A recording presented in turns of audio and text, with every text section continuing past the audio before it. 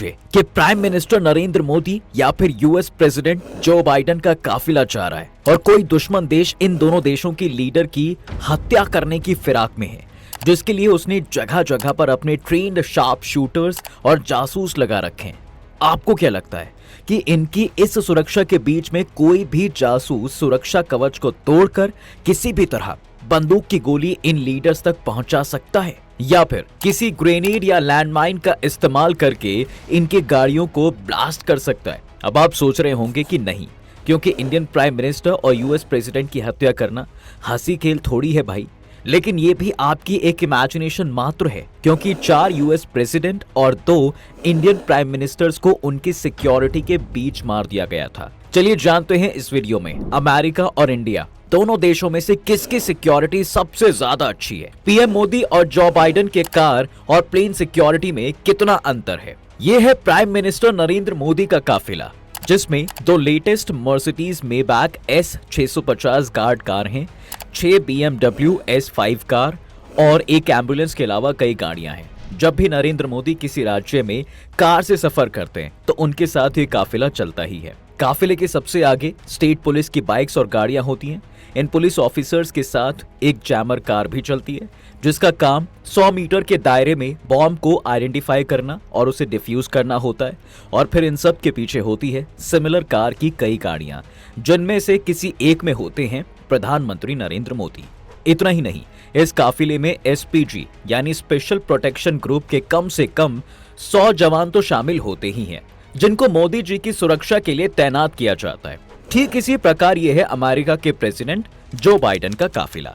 इनके काफिले में कम से कम 50 गाड़ियां होती हैं, जिसमें सबसे आगे पीएम मोदी के काफिले की तरह सिक्योरिटी पर्सोनल्स की बाइक्स और कार्स होती हैं, और इन्हीं कार्स के बीच होती है 2 highly protective the beast cars, जिनमें से किसी एक में होते हैं प्रेसिडेंट जो बाइडेन।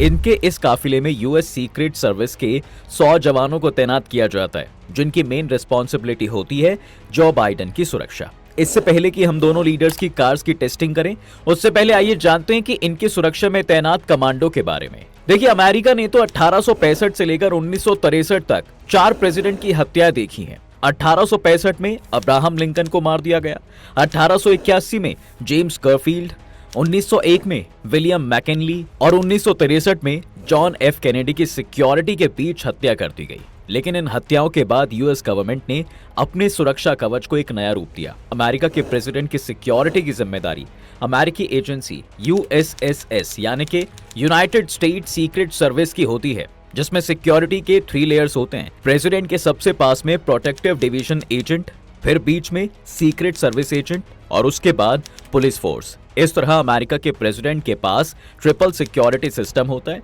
और जब ये किसी दूसरे देश में जाते हैं तो इसमें एक और लेयर ऐड हो जाती है। जैसे जब जो बाइडेन दिल्ली आए थे तो उनकी ट्रिपल सिक्योरिटी सिस्टम के अलावा सेंट्रल रिजर्व पुलिस फोर्स भी उनकी सिक्योरिटी के लिए तैनात थी। 1984 में प्रधानमंत्री इंदिरा गांधी की हत्या के बाद 2 जून 1988 में संसद में एक एक्ट लाया गया, जिसमें SPG का गठन किया जाता है। इसमें लगभग 3000 जवान हैं जो पीएम की सुरक्षा के लिए हमेशा तैयार रहते हैं। ये कमांडो ब्लैक सूट में रहते हैं और लेटेस्ट FNH 2000 असॉल्ट राइफल और ऑटोमेटिक गन के अलावा कुछ डेंजरस पिस्टल जैसे 17M से लेस होते हैं। FNH 2000 assault rifle Belgium made है, जिसकी रेंज 400 मीटर और फायरिंग रेट 850 राउंड प्रति मिनट है। इतना ही नहीं, ये कमांडो एल्बो और नी गार्ड के साथ साथ light weight bullet proof jacket पहनने रखते हैं, जो AK-47 की गोली तक को झेल सकती है। जब ये प्राइम मिनिस्टर की ड्यूटी में तैनात होते हैं तो आपस में बात करने के लिए एयर प्लग का यूज करते हैं। धुएं और धूल से बचने के लिए काले रंग के चश्मे पहनते हैं। इनको वर्ल्ड क्लास ट्रेनिंग से होकर गुजरना होता है, और सबसे खास इनके पास एक बैलिस्टिक बुलेट प्रूफ शील्ड होती है। जी हाँ, गोलाबारी होने पर इस शील्ड से पीएम को ढक दिया जाता है। चलिए अब एक कहानी के माध्यम से समझाते हैं आपको कि पीएम मोदी और जो बाइडेन की कार्स में से किसकी कार सबसे ज्यादा सुरक्षित है। हो जाती है तो भारत के पीएम नरेंद्र मोदी इन दोनों के बीच सुलह कराने के लिए उत्तर कोरिया के सुप्रीम लीडर किम जोंग और अमेरिका के प्रेसिडेंट जो बाइडेन को भारत बुलाते हैं। इनकी इस मीटिंग में मोदी जी अमेरिका का पक्ष लेते हैं, जिससे किम जोंग मोदी जी को अपनी आंख पर चढ़ा लेता है। और मन ही मन सोचता है कि तुम दोनों को मैं बताऊंगा कि किम जोंग कौन है।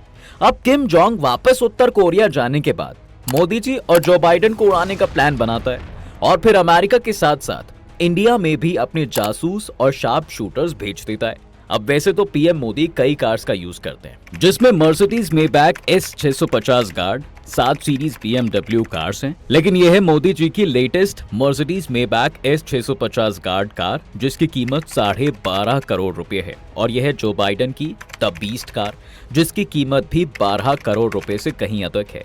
उत्तर कोरिया के जासूस दोनों लीडर्स की कार के रास्ते में इजीली डिटेक्ट ना होने वाली लैंडमाइंस रख देते हैं। ये लैंडमाइंस फटती हैं, विस्फोट होता है, लेकिन आप देख सकते हैं कि इस विस्फोट के बाद दोनों कार्स को कुछ नहीं होता।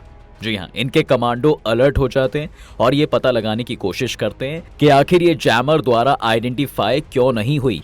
इस बीच शार्प शूटर दूर से ही मोदी जी और जो बाइडेन को निशाना बनाकर गोली चलाते हैं। निशाना तो एकदम सटीक होता है और लगातार कई गोलियां चलाई जाती हैं, लेकिन इन गोलियों से दोनों की कार्स को कोई भी असर नहीं होता। दोनों को ही अंदर हल्की सी आवाज सुनाई देती है बस, और पता चल जाता है कि कोई गाड़ी में गोलियां दाग रहा है। बावजूद इसके अंदर बैठे पीएम मोदी आराम से बैठकर चाय पी रहे हैं, वहीं जो बाइडेन कॉफी पी रहे होते हैं, क्योंकि ये दोनों ही वाइन नहीं पीते। अब शार्प शूटर को गुस्सा आता है और आरपीजी लॉन्चर उठाकर एक एक करके दोनों कारों पर ग्रेनेड दाग देता है, जिसके बाद दोनों कार्स की हालत कुछ इस तरह हो जाती है।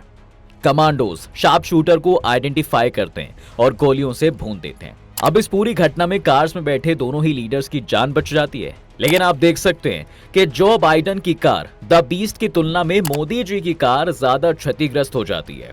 इसलिए द बीस्ट कार को वर्ल्ड में सबसे ज्यादा सिक्योर कार माना जाता है। कहानी चलिए अब जानते हैं कि ऐसा क्या था इस कार में कि लैंडमाइन, राइफल और आरपीजी लॉन्चर से अटैक करने के बाद भी शार्प शूटर इन कार्स का कुछ नहीं बिगाड़ पाए। देखिए, ये कार स्टील, एल्यूमिनियम, सेरेमिक और टाइटेनियम की प्लेट से मिलकर बनी होती है, जिसमें 5 इंच मोटे विंडो ग्लास लगे होते हैं जो .44 मैग्नम बुलेट को रोक सकते हैं। गाड़ी का पूरा शेल 8 इंच का होता है, जिसकी वजह से इस कार पर किसी भी प्रकार के केमिकल या रेडिएशन का कोई इफेक्ट नहीं होता। अगर इस पर AK-47 और रॉकेट लॉन्चर से भी वार किया जाए तब भी इसका कुछ नहीं होगा। यहाँ तक कि कार पर 15 किलो TNT का भी विस्फोट होने पर कार में बैठे व्यक्ति की सुरक्षा बनी रहती है।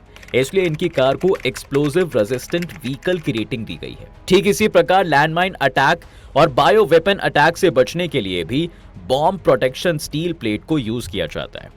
कोई भी अटैक होने पर यह कार ऑटोमेटिक पैक हो जाती है और कार में मौजूद ऑक्सीजन सिलेंडर से कार में बैठे व्यक्ति को ऑक्सीजन मिलती रहती है। इसमें एडवांस फायर फाइटिंग सिस्टम होता है, जिससे कार में लगी हुई आग अपने आप बुझ जाती है। लेकिन यहाँ आपके माइंड में एक क्वेश्चन जरूर होगा कि भाई, अगर किसी ने कार के पहिए में गोली मार दी तो क्या होगा? देखिए, इस केस में मैं आपको बताता हूँ कि ये कोई नॉर्मल पहिए नहीं होते हैं। इन टायर्स में run flat tyre technology inbuilt होती है, जिसमें टायर के ऊपर एक मेटल रिन लगी होती है, जो इस टायर के पंक्चर होने के बाद भी 80 किलोमीटर पर घंटा की स्पीड से कार को 50 से 70 किलोमीटर तक बिना किसी नुकसान के ले जाने में सक्षम है। सेकंड में 0 से 100 किलोमीटर प्रति घंटे ये रफ्तार पकड़ लेती है। जो बाइडेन की कार में उनके ब्लड ग्रुप की खून की 2 थैलियां हमेशा रहती हैं। इनकी कार पर 46 नंबर लिखा हुआ है, जिससे पता चलता है कि वे 46वें नंबर के यूएस प्रेसिडेंट हैं। चलिए अब जानते हैं पीएम मोदी और जो बाइडेन के विमान एयर इंडिया 1 और एयर फोर्स के बारे में। देखिए, मोदी जी अपनी यात्रा के लिए एयर इंडिया 1 प्लेन का यूज करते हैं। इस विमान को बोइंग 777-300 ER को अपग्रेड करके बनाया गया है। जी हाँ, इस पर किसी भी मिसाइल या फिर रॉकेट का कोई असर नहीं होता भाई।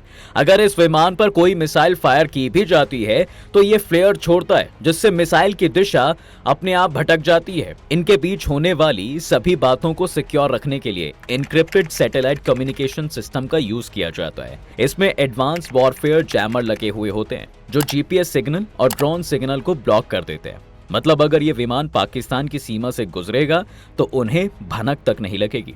इस विमान में हवा में ईंधन भरने की सुविधा भी है, लेकिन अभी तक इस सुविधा को यूज नहीं किया गया। इस पर न्यूक्लियर हमले का भी कोई असर नहीं होता।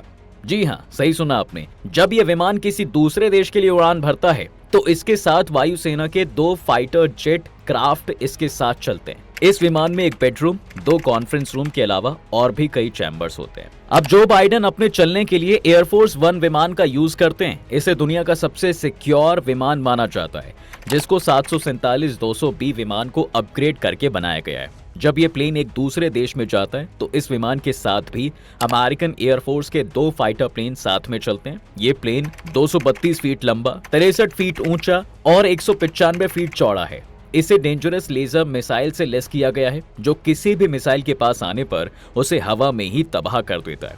इसमें एक मशीन गन का भी यूज किया गया है। इस प्लेन की मजबूती इतनी खतरनाक है कि ये परमाणु हमला भी झेल सकती है। ये एक बहुत ही लग्जूरियस प्लेन है। इसमें dining room, kitchen, conference room और जिम के साथ ही सीक्रेट सर्विस एजेंट का ऑफिस भी है। दोनों ही विमान में मिनी अस्पताल भी है, जिसमें किसी भी इमरजेंसी से निपटा जा सकता है।